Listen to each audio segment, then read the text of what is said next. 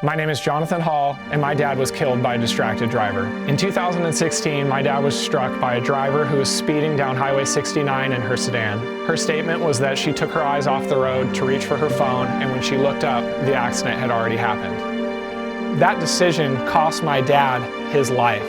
My 5-year-old saw my mom implode as she heard the news of the man who she was married to for over 40 years would not be coming home that day. I watched an ambulance dash cam video that captured the collision, and I saw 6 seconds of time where she closed the gap between her sedan and my dad on his motorcycle, ultimately sending him flying over her car to his death on the asphalt.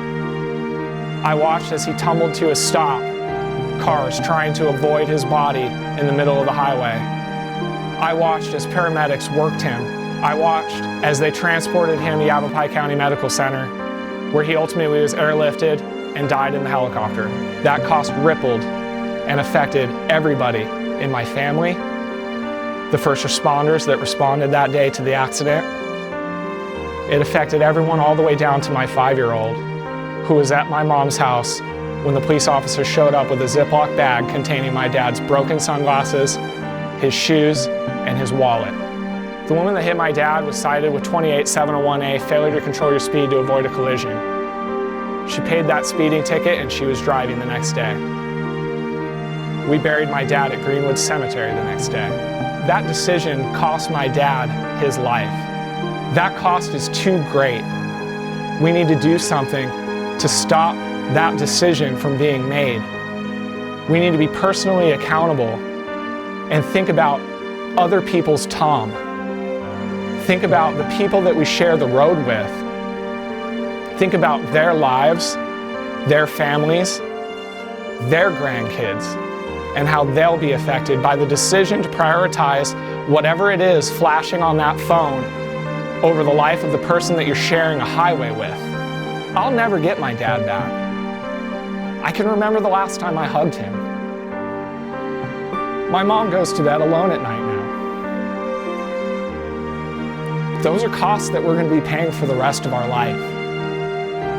And it's because somebody made a selfish decision to prioritize whatever was going on their phone over the life of my dad. We need to be cognizant of the fact that we're driving a multi-thousand-pound missile down the road, and it is our responsibility to navigate it around other cars and vehicles safely to our destination. We took on that responsibility when we applied for a driver's license.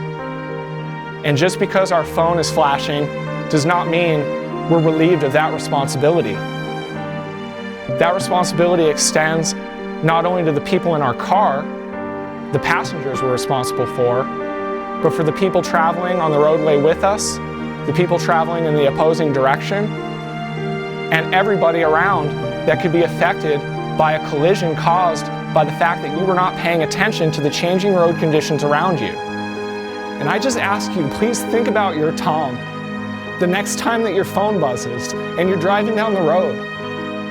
Because you could look away to see what's happening on that phone, and by the time you look up, the accident may have already happened, and Tom could already be dead. Please, drive hands-free. There's nothing on that phone worth more than the life of my dad, your dad, or anybody that you love. We need to start thinking about that and putting a little more worth on the lives of the people around us. Your phone is not that important. And I ask you to please stop driving distracted. Start putting the priority on the lives of the people in your car and around you. Because if you don't, the other drivers won't.